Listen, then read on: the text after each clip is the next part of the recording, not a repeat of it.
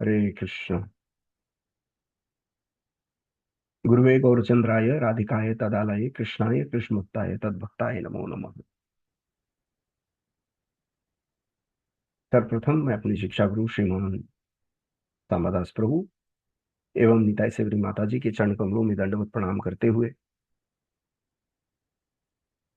उनसे कृपा भिक्षा की याचना करता हूँ कि उनकी आशीर्वाद मुझ पर, मेरे परिवार पर और मेरे ये भक्त भिक्षा परिवार के ऊपर, हर एक भक्त के ऊपर उनकी कृपा दृष्टि रहे, उनका आशीर्वाद रहे, ताकि हम भक्ति में निरंतर जो है हमारी जो प्रयास विफल ना हो, भगवान को हम प्रीति कर पाए, गुरुदेव को प्रीति पर पाए। साथ साथ मैं श्रीमान रेमणा बिहारी प्रभु को प्रणाम अर्पण करता हूं कि उनकी उपस्थिति में मुझे जो बल मिलता है हर रोज, यही अपेक्षा करता हूं। श्रीमान दीपक बेहरा प्रभु को धन्यवाद देना चाहता हूं कि उन्होंने मुझे एक अवसर दिया भगवान श्री हरि का गुणगान करने के लिए।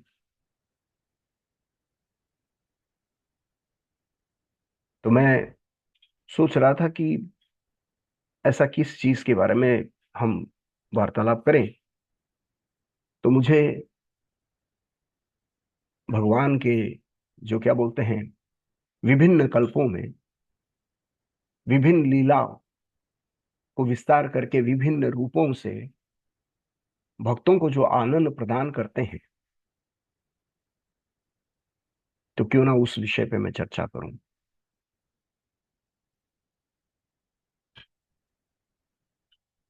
तो प्रभुपाद जो है वर्णन करते हैं, रक्षो बधाई न केवलम विभूम। भगवान केवल राक्षस से हमको बचाने के लिए नहीं आते, वो एक जगह पर बैठे अपनी भ्रुकुटी उठाकर या संकल्प मात्रेण किसी का भी नाश कर सकते हैं। वृंदावन के एक महान संत हुए हैं, उन्होंने कहा, उन्होंने लिखा, जिनकी वक्र भ्रुकुटी के भय से सागर सप्त उबलते देखा, उनको मात यशोदा के हाथ के भय से अश्रु बिंदु खग ढलते देखा, प्रबल प्रेम के पाले पड़ के प्रभु को नियम बदलते देखा, अपना मान भले टल जाए भक्त का मान न टलते देखा।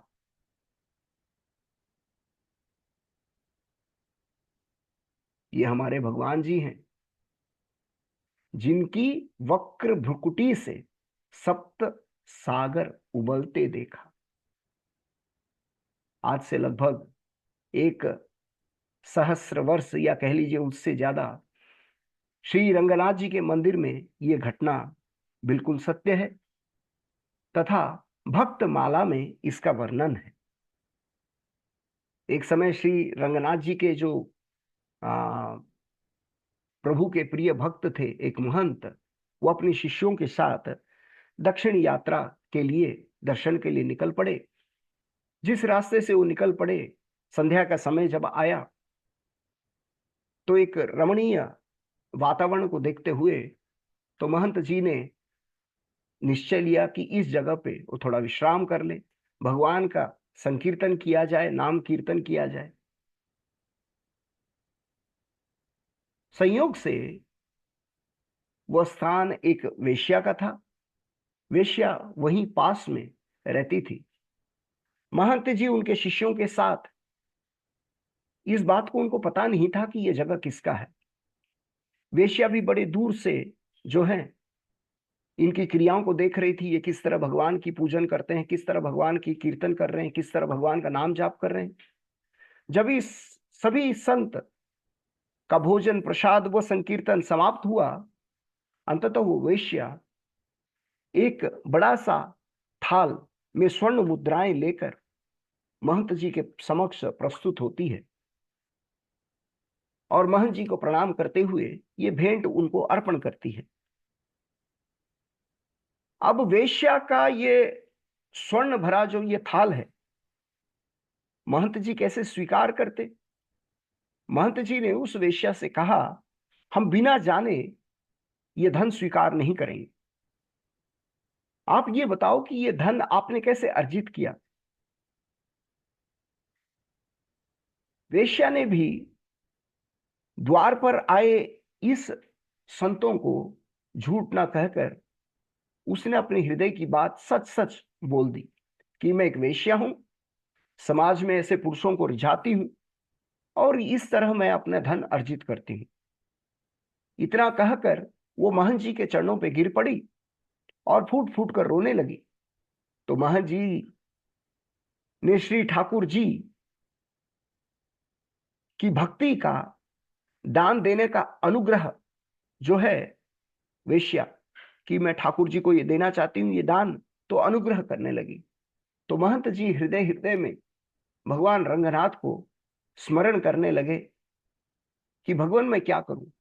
तो अचानक उनके मन में स्फुटित हुआ और उन्होंने वेश्या को अनायास कह दिया, यदि तुम आज से ये जो दुष्कर्म तुम कर रही हो इसको यदि तुम त्याग दो, तुम्हारा जितना भी धन संपत्ति है इसको तुम बेच के यदि मेरे रंगनाथ जी के लिए तुम एक सुंदर सा मुकुट बना पाई तो मैं इसको स्वीकार करूंगा।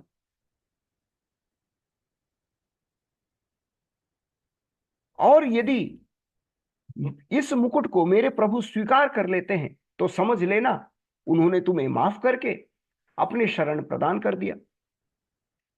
वेश्या का मन तो पहले से ही संतों को देख के, भक्तों को देख के अपना मन बदल चुका था, और अभी महंत जी ने जब बोल दिया तो उसने निष्कर्ष ये लिया कि मैं तुरंत ये सारा चीज बेच बाच के समेट के मैं समर्पण कर लूंगी। तो उसने क्या किया, उसने सब कुछ धन संपत्ति घर द्वार सब कुछ बेच के तो कुछ 3 लाख 6 लाख रुपए का एक मुकुट बना। ये कब की बात है, 100 साल के ऊपर की बात है। तो उसने सुंदर सा एक भगवान जी के लिए मुकुट बनाया और वो क्या करने लगी, वो मंदिर पहुंच गई, रंगनाथ जी के मंदिर पहुंच गई। मंदिर पहुंची जब समस्त ग्रामवासियों और मंदिर के जो प्रशासन अधिकारी को पता चला कि ये वेश्या है और वेश्या जो है रंगनाथ जी के लिए मुकुट बनाकर लेके आई है, तो सभी महंत जी और वेश्या का मजाक उड़ाने लगे।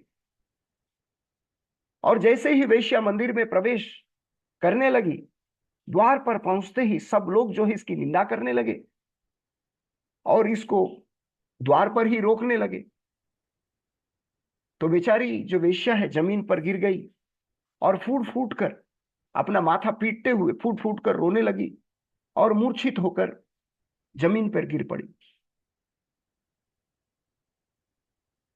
वो अपने आप को कोसने लगी, हाय इतना बड़ा दुख, संत की कृपा हुई, भक्तों की कृपा हुई, भगवान रंगनाथ की कृपा होनी ही थी कि मेरे कर्मों के कारण मंदिर में जाने लायक मैं नहीं रही। सब लोग हंसी उड़ाने लगे, पुजारी को कोसने लगे, महंत जी, ये पुजारी जो है महंत को कोसने लगे। अब महंत जी भी क्या करते, उन्होंने वेश्या के हाथ से मुकुट को लिया और रंगनाथ जी के पास पहुंच गए और रंगनाथ को मुकुट पहनाने लगे। इधर महंत जी रंगनाथ जी को मुकुट पहनाते और मुकुट बार बार गिर जाता, वो पहनाते और बार बार गिर जाता। तो महंत जी निराश हो गए और सोचने लगे इसमें शायद प्रभु जी नहीं चाहते हैं कि वेश्या का ये जो पाप वृत्ति का जो धन है, इससे ये जो मुकुट आया है इसको वो धारण करें। अपने भक्त को निराश देखकर, महंत को निराश देखकर रंगनाथ जी से रहा नहीं गया। श्री विग्रह स्वयं बोले, बाबा आप निराश मत होइए, हमने तो उसी दिन उस वेश्या को स्वीकार कर लिया था जिस दिन आपने उसे आश्वासन देकर हमारे लिए मुकुट बनवा डाला। तो ये सोचिए, ये कैच लाइन है जिस दिन गुरु हमें स्वीकार करते हैं, अपने आश्रय में देते हैं, नामाश्रय देते हैं, हमें नाम देते हैं, उस दिन उन्होंने हमें स्वीकार कर लिया। तो कृष्ण हमें कभी भी तिरस्कार नहीं करेंगे। महंत जी ने कहा, प्रभु जब स्वीकार कर लिया तो क्यों उस बेचारी का जो ये मुकुट है धारण क्यों नहीं कर लेते? रंगनाथ जी स्वयं बोल पड़े, मुकुट तो मैं उसी वेश्या के हाथों से ही पहनूंगा। इतने प्रेम से वो बना के लेके आई है, इतने दूर से मेरे पास पहुंची है, अपना सब कुछ वो छोड़ चुकी है, और तुम उसे द्वार पर छोड़ के आ गए। जाओ उसे लेके आओ और उसी के हाथ से मैं पहनूंगा। महंत जी ने कहा, प्रभु सब निंदा कर रहे हैं, इसलिए मैंने उसे प्रवेश द्वार के पास ही उसको छोड़ डाला। अब तो रंगनाथ जी जिद करने लगे, मैं पहनूंगा तो वेश्या के हाथों से, वरना नहीं पहनूंगा। मंदिर के समस्त पुजारियों ने सुना, जितनी भी उपस्थित जो भक्तगण हैं, जितने भी बाहर के व्यक्ति हैं, सब लोगों ने भगवान रंगनाथ की इस जिद को उन्होंने सुन लिया। सब लोग विस्मित हो गए, संपूर्ण मंदिर में हाहाकार मच गया। तो रंगनाथ जी के आज्ञा को सिरोधारी करते हुए सब लोगों ने स्वीकार कर लिया। उन उपस्थिति में महंत जी जो है वेश्या के पास गए और उनको उठाए और वेश्या के हाथ में मुकुट दे दिया। वेश्या रंगनाथ जी के समक्ष चल के आने लगी। रंगनाथ जी का विग्रह बड़ा ही विशाल था, जो वो पहना रही है मगर उसका हाथ नहीं पहुंच रहा है। तो रंगनाथ जी को पहनाते वक्त उसकी आंखों से अश्रुधारा बह रही है। रंगनाथ जी के ऊपर चढ़ गई और मुकुट पहनाई। उधर भगवान मुकुट पहन रहे हैं और भक्त के आंसू जो हैं, नयन अविरल अश्रु बह रहे हैं। आज रंगनाथ जी ने उस प्रेम स्वरूप भेंट को स्वीकार करने हेतु भगवान ने क्या किया, अपना मस्तक झुका दिया। जैसे ही भगवान ने मस्तक झुकाया तो ये जो वेश्या है उसने भगवान को प्रेम से उस मुकुट को पहनाया। वास्तव में प्रभु का ये जो शाश्वत सत रूप है, स्वरूप है, सिर्फ प्रेम से भगवान जो है रिझते हैं। लाख जतन कर लो, हजारों नियम कायदे कर लो, परंतु यदि भावपूर्ण प्रेम है तो बाकी सब व्यर्थ है। प्रभु तो स्वयं प्रेम से और प्रेम की डोरी से बंधते हैं। हमारे अंदर कितनी तत्परता है, प्रभु उस निश्चल प्रेम में बंधने वाले उस क्षण का इंतजार करते हैं। तो वृंदावन के जो महान संत हुए वे वर्णन करते हैं, जिनके पूर्ण समर्पण के भाव के करुणा निधि को रिझते देखा, प्रबल प्रेम के पाले पड़ के प्रभु के नियम बदलते देखा। अपना मान भले टल जाए, भक्त का मान न टलते देखा। जिनके चरण कमल कमला के करतल के निकलते देखा, उसको गोकुल की गलियों में कंकट पथ पर चलते देखा। जिनकी केवल कृपा दृष्टि से सकल विश्व को पलते देखा। शेष गणेश महेश सुरेश ध्यान धरे, धर पर पांव ताते व्रज। वो ही हरि आए वृंदावन की रास रचावे।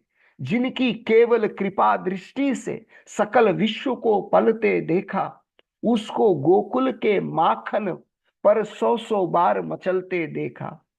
जिनका ध्यान विरंची शंभु सनकादित न संभलते देखा, उसको बाल सखा मंडल में लेकर गेंद उछलते देखा। जिनकी वक्र भुकुटी के भय से सप्त सागर को उबलते देखा, उसको मां यशोदा के भय से अश्रु बिंदु को ढलते देखा। प्रभु के नियम को बदलते देखा, प्रभु के नियम को बदलते देखा। ये सुंदर सा उपाख्यान जो है, तो आचार्य वर्णन करते हैं, भगवान अपनी भ्रुकुटी टेढ़ी कर ले तो सप्त सागर जो भय के कारण उबलने लगता है। हम सबको मालूम है, भगवान रामचंद्र जब पार करना चाहते थे तो उन्होंने जैसे ही संकल्प लिया कि मैं सागर को सुखा दूंगा, सागर ने स्वयं रास्ता दे दिया। ऐसे भगवान को क्या कष्ट लेकर इस मृत्यु लोक में आना पड़ेगा कि वे इस यहां पर आए? तो भगवान अपने धाम में बैठे बैठे जो है संकल्प लेके हर कार्य को पूर्ण कर सकते हैं। परंतु भगवान क्यों आते हैं? वे अपने भक्तों के साथ आदान प्रदान करने के लिए और धर्म स्थापना करने के लिए। यदि धर्म स्थापित रहेगा तब तो भगवान के विषय में लोगों जानेंगे और सुनेंगे, कुछ अनुभव कर पाएंगे, भगवान के बारे में ललायत होंगे। धर्म ही हीनो पशु भी नरानाम। यदि धर्म नहीं रहा तो मानव समाज पशु समाज बनेगा। भक्ति हम करते हैं भगवान को प्रसन्न करने के लिए। जब भगवान किसी के ऊपर प्रसन्न हो जाते हैं तो उनके लिए भी अप्राप्य कुछ भी नहीं होता। जब श्री नरसिंह देव अवतरण लिए, हिरण्यकशिपु का वध हो गया, अब वे भयंकर क्रोध में, क्रोधावेश में हिरण्यकशिपु के सिंहासन पर बैठे हैं। तो भगवान के सामने साक्षात श्री प्रेषिता देवी श्री लक्ष्मी, देवताओं ने श्री लक्ष्मी जी को भेजा, माता आप जाओ और भगवान को शांत करो। पत्नी ही पति को शांत कर सकती है, कई बार उल्टा होता है, कृपया आप जाएं। परंतु लक्ष्मी जी भी भगवान के सामने नहीं गई। लक्ष्मी जी ने कहा, ना बाबा मैं नहीं जाना चाहती। तब ब्रह्मा नारद ने देखा कि ये जो केवल ये जो 5 वर्षीय बालक है, उसकी तरफ देखते हुए नरसिंह देव को शांत करने के लिए संकेत करते हैं। वे कहते हैं, उन्होंने प्रहलाद को कहा, देखो प्रहलाद, तुम में वो सामर्थ्य है कि तुम भगवान को शांत कर सको, जो लक्ष्मी जी में वो सामर्थ्य नहीं है, प्रहलाद में सामर्थ्य है, छोटे से बालक में। उन्होंने क्या कहा, प्रहलाद प्रेषया आसिम, आपको क्या बोलते हैं, प्रेम देने के लिए आपके पास भगवान आए हैं, इसीलिए आप जाइए और भगवान को शांत करिए। अब निरपराध, निर्बोध, निर्भय 5 वर्षीय प्रहलाद ठुमक ठुमक कर भगवान के समक्ष पहुंचते हैं, अपने हाथों में पुष्प व माला लिए। वो भगवान ने जब नन्हे प्रहलाद को दूर से देख लिया अपने समक्ष आते हुए, प्रहलाद के मुखारविंद को देखते ही भगवान के आंखों से अश्रुपात होने लगी। ये वृत्तांत माता पिता के लिए, प्रेमी प्रेमिकाओं के लिए ये अनुभव करने योग्य है। जरा सोचिए, हमारे एकलव्य प्रभु जो अपने माता पिता से दूर पुणे में रहते हैं, जब वो 1 साल के बाद घर पे आते हैं और माता पिता उनसे मिलते हैं, तो सोचिए वो जो अनुभव का समय है, वो जो माहौल है, वो माता पिता का भाव है, किस तरह का होगा। ये भाव हमने खुद अपने घर में भी अनुभव किया। कान्हा रोज सुबह निकल जाता है और जैसे जैसे शाम होती है माधव मुनि का फोन कॉल आता है, हरि बोल कल कान्हा इस वक्त आ गया था, अभी कान्हा घर तक नहीं पहुंचा, उसका फोन भी नहीं लग रहा। ये एक माता पिता की बेचैनी होती है। उसी तरह जब नन्हे प्रहलाद को श्री नरसिंह देव ने देखा कि अपने ओर आते हुए उनकी आंखों से अश्रु रोक ना पाए, एक क्षण भी भगवान अश्रु को रोक नहीं पाए, भगवान नरसिंह देव कुछ और सोच ही नहीं पाए कि मैं किस लिए आया था। हिरण्यकशिपु का वध, असुर का संहार, सब कुछ भगवान भूल गए। जैसे ही प्रहलाद का मुख देखा, भगवान रोने लगे और भगवान हाथ जोड़कर क्षमा याचना करने लगे, प्रहलाद मुझे आने में बहुत देर हो गई पुत्र, मुझे क्षमा कर देना, मुझे बहुत देर हो गई पुत्र, मुझे क्षमा कर देना। ये भगवान की महानता है। यम ब्रह्म वरुणेन्द्र रुद्र मरुतस्तुन्वन्ति दिव्यस्तवे, वेदे संगपांगुक्रमो उपनिषेद गायन्ति यम सामगा, ध्यानावस्थित तद्गतेन मनसा पश्यन्ति यम योगिनो, यस्यान्तं न विदुषुर असुरगण देवै तस्मै नमः। श्रीमद् भागवतम 12:13-1। भगवान की पूजा देवता करते हैं। यम ब्रह्म वरुणेन्द्र रुद्र मरुत स्तुन्वन्ति दिव्य स्तव, दिव्य स्तवों के साथ, दिव्य जो है उच्चारणों के साथ, मंत्रों के साथ, पुरुष सूक्त के साथ, शिव विरंची नूतम, भगवान शिव और ब्रह्मा जी स्वयं जो जिनकी उपासना करते हैं, ध्यान अवस्थित मनस तदगतेन पश्यन्ति यम योगिन, योगी जो है ध्यान अवस्थिता करते हैं, अष्टांग योग की पद्धति करते हैं, 8 प्रकार की सिद्धि प्राप्त करने की योगी करते हैं। मगर भक्त ध्यान से भगवान का नाम लेते हुए, भगवान के नाम उच्चारण करके बड़े ही सुलभ से जो है भगवान का सानिध्य प्राप्त कर लेता है। निष्कर्ष ये है, मेरे भगवान आपके चरण कमल वास्तव में जन्म और मृत्यु के सागर को पार करने के लिए उपयुक्त नाव है। इसलिए भगवान ब्रह्मा और भगवान शिव भी आपके चरण कमलों की शरण लेते हैं। हे भगवान,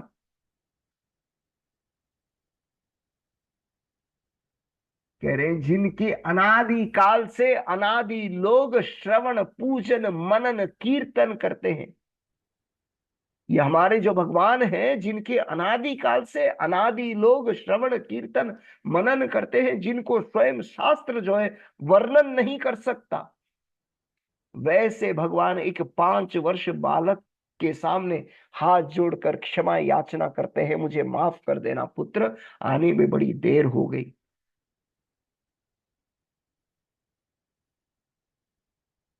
मान लीजिए हमारे समक्ष भगवान आ जाए और हमारे सामने भगवान प्रस्तुत करें, हे पुत्र, मेरी वजह से तुम्हें बहुत ही कष्ट उठाने पड़ रहा है, तो हम तुरंत कहेंगे सत्यम भगवान, क्या ये रोज रोज का जपा, ये भक्ति वृक्ष के लोग जो है सोने नहीं देते, बाहर का खाना बंद हो गया, कहाँ हम घूमने जाते थे, अब घूमने भी जाते हैं तो ये लोग तीर्थ स्थल को लेके जाते हैं, खाना बंद हो गया, घूमना बंद हो गया, सोना बंद हो गया, हमारा जीना हराम हो गया। सही है ना? प्रहलाद को देखकर भगवान अपने आप में ग्लानि अनुभव कर रहे हैं। क्यों भगवान ग्लानि अनुभव कर रहे हैं? क्योंकि भगवान नहीं चाहते कि एक भक्त कभी भी अपने जीवन में कष्ट का अनुभव करे। हम जिसको आनंद समझते हैं वो असली आनंद नहीं है। ये बाहर घूमना, बाहर का खाना, ये सब बंधन का कारण है। अनादि भ्रमण करने के बाद एक मनुष्य जन्म कोटि कोटि जन्म फेरा। तुकाराम महाराज कहते हैं, एक मनुष्य जन्म कोटि कोटि जन्म फेरा। इस मनुष्य जोनि में आने से पहले हमने कितने जन्म का फेरे लिए हैं, तो क्या हम इस जन्म को व्यर्थ गवाएंगे? यदि ऐसा है तो प्रहलाद को कष्ट भोगना क्यों पड़ा? यदि प्रहलाद को कष्ट नहीं भोगना पड़ता तो आज हम प्रहलाद का गुणगान नहीं करते, या प्रहलाद जो है 12 महाजन महाजन में कहलाते नहीं। साक्षात दुर्योधन जो कली है, वो कौरव राज में बैठकर भोग रहा है और भगवान के भक्त पांडव वन में डोल रहे हैं, वन वन घूम रहे हैं। ये कैसी माया है? भगवान के ये सिद्धांत स्थापित करना चाहते हैं कि आप मान लो, आप मान के चलो, मेरा भक्त कभी भी जो है कष्ट उठाने के लिए निसंकोच नहीं करेगा।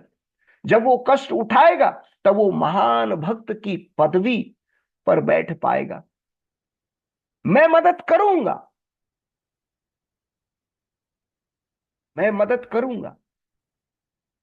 तो क्या ये कौन सी बड़ी बात हो गई यदि मैं मदद करूंगा? मैं तुम्हारे सामने खड़ा हूं, मैं तुम्हारे बगल में खड़ा हूं और भक्त पूरी क्षमता के साथ, पूरी कुशलता के साथ अपना कार्य करता है, तो भगवान मुस्कुराते हैं। मैं खड़ा रहूं और सारा क्रेडिट मैं तुम्हें दूं, जिस तरह मैंने अर्जुन को दिया। नाम मेरा जपोगे और तुम उद्धार पाओगे, वैकुंठ की प्राप्ति तुम करोगे। इससे ज्यादा मुझे और क्या चाहिए? भगवान खड़े होकर देख रहे हैं मेरा भक्त कितना प्रयत्न कर रहा है। रोज जपा करने को उठता है, उसे नींद आता है, फिर भी प्रयत्न करता है। मेरा भक्त गिरता है पर उतना ही उत्साह से पुनः उठता है और लड़ाई करता है। कर्मी लड़ाई करते हैं काम से, भक्त लड़ाई करता है नाम के साथ से।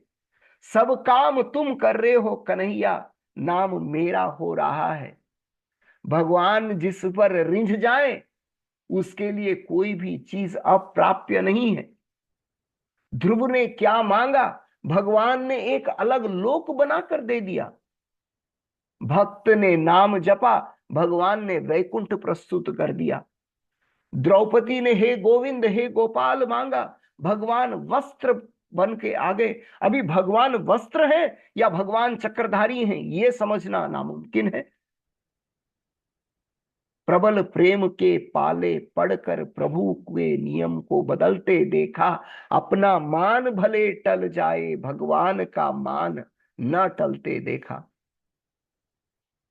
ये है हमारे भगवान जी।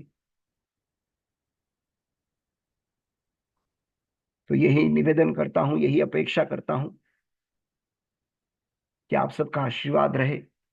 हम एक दूसरे के प्रति प्रेम पूर्वक भावनाओं के साथ भगवान का नाम निरंतर जाप करें। भगवान को प्रसन्न करने के लिए जो छोटी भी कार्य हैं तत्परता के साथ, पूरी क्षमता के साथ हम करें तो निश्चित रूप से भगवान का ये जो प्रेम है, प्रभु को नियम बदलते देर नहीं लगेगा। प्रभु स्वयं कहते हैं अपना मान टल जाए। मैं जब भीष्म के लिए रथ का पहिया उठा सकता हूं तो मेरे भक्त के लिए मैं सारी जो है विपत्तियां दूर कर सकता हूं, ताकि मेरा भक्त जो है दौड़ते दौड़ते मेरे समक्ष आ जाए। शिल प्रभुपाद की जय। हरे कृष्णा।